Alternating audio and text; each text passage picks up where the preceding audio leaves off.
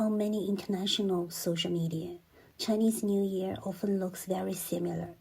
Dragon dances, red decorations everywhere, large family dinners with many relatives around one table. It appears festive, warm, and perfectly unified.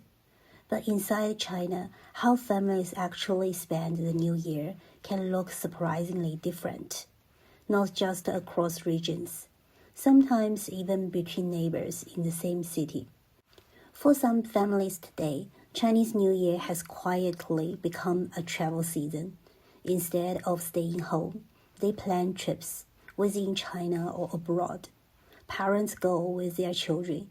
Sometimes 3 generations travel together. The holiday becomes less about fixed rituals and more about shared time. In these households, New Year spending often flows into flights, hotels, and destination experiences. But in other families, the New Year follows a completely different rhythm. Visits to relatives fill the calendar. One day to grandparents, another to uncles and aunts, then cousins, family friends, and long-standing social ties. Preparation focuses on gift boxes, red envelopes for children, and carefully chosen presents to bring when visiting. Here, New Year spending moves toward gifts, gatherings, and traditional exchanges of care and respect. Both ways feel completely natural to the families themselves. Neither feels unusual from the inside. What's interesting is that many Chinese people themselves only realize these differences through social media. Someone posts, "We travel every year." Another replies, "We are not allowed to leave home during the first days."